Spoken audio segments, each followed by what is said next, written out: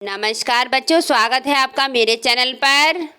आज हम हिंदी कक्षा 11 आरोह काव्य खंड में कबीरदास जी के पहले पद की व्याख्या करेंगे। तो सबसे पहले हम कबीरदास जी के जीवन के बारे में जानेंगे। इनका जन्म स्थान है सन 1398 लहरतारा, बनारस, उत्तर प्रदेश में। मृत्यु स्थान है सन 1518 मगहर में। इनकी माता का नाम था नीमा जुलाहे, पिता का नाम था नीरू जुलाहे। शिक्षा इनकी निरक्षर रही। पत्नी का नाम था लोई दास, पुत्र का नाम था कमाल दास, पुत्री का नाम था कमाली दास। मुख्य रचनाएं थी इनकी साखी, सबद, रमैनी। गुरु थे इनके रामानंद जी। भाषा इनकी थी अवधी, सधुकड़ी और पंचमेल खिचड़ी। कार्य क्षेत्र था इनका समाज सुधारक, कवि, कपड़े के लिए सूत काटना और कपड़े बनाना। यहाँ पर हम कबीरदास जी के पहले पद की अर्थ सहित व्याख्या करेंगे। इस पद में कबीरदास जी ने ईश्वर की एक ही सत्ता को माना है और इसे सिद्ध करने के लिए उन्होंने अनेक उदाहरण भी दिए हैं। तो हम इस पद की आज व्याख्या करेंगे। हम तो एक एक करी जाना, जाना मतलब जानते हैं। कबीरदास जी कहते हैं कि हम तो एक ही भगवान को जानते हैं, दूसरे भगवान को नहीं जानते। दोई कहे तिन्ही को दो जग जिन नाहिन पहचाना। दोई कहे मतलब दो कहते हैं, तिन्ही तीन कहते हैं, दो जग मतलब नरक, नाहिन पहचाना मतलब नहीं पहचाना।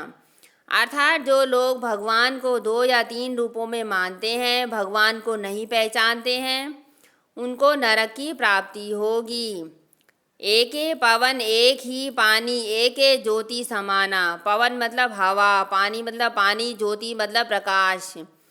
तो एक ही हवा है, एक ही पानी है, एक ही प्रकाश है, अर्थात सबका जीवन एक समान है।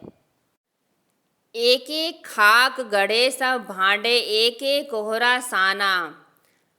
जैसे कुम्हार एक ही मिट्टी, खाक मतलब मिट्टी, भांडे मतलब बर्तन, कोहरा मतलब कुम्हार। तो जैसे कुम्हार एक ही मिट्टी से अनेक प्रकार के बर्तन बनाता है, वैसे ही इंसान भी एक ही मिट्टी के बने हुए हैं, भले ही वे रंग रूप आकार में भिन्न हों। जैसे बाढ़ी काष्ठ ही काटे, अग्नि न काटे कोई। बाढ़ी मतलब बढ़ई, काष्ठ मतलब लकड़ी, अग्नि मतलब आग। तो जैसे बढ़ई लकड़ी को काट सकता है, लेकिन लकड़ी में जलने वाली आग को नहीं काट सकता, उसी प्रकार मनुष्य का शरीर भी नष्ट हो जाता है, लेकिन उसकी आत्मा कभी नष्ट नहीं होती। सब घटी अंतरी तू ही व्यापक, धरे स्वरूपे सोई। सब घटी अर्थात सबके अंदर एक ही भगवान बसा हुआ है।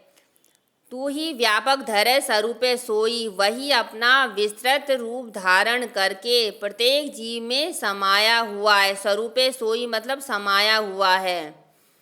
माया देखी के जगत लुभाना, काहे रे नर गरबाना। लुभाना मतलब लालच, गरबाना मतलब घमंड, माया मतलब धन दौलत। तो धन दौलत को देखकर लोग लालच में पड़ जाते हैं। वे अपने पैसों पर क्यों इतना घमंड करते हैं? ये धन दौलत तो अंत में नष्ट हो जाएगी। निर्भय भया कछु नहीं व्यापे, कहे कबीर दीवाना। कबीरदास जी कहते हैं कि अब उनको कोई भय नहीं है, क्योंकि वे मोह माया के जाल में फंसे नहीं हैं। इसीलिए उनके हृदय में प्रभु की दीवानगी बसी हुई है। तो ये थी कबीरदास जी के पहले पद की व्याख्या। दूसरे पद की व्याख्या हम अगले वीडियो में करेंगे।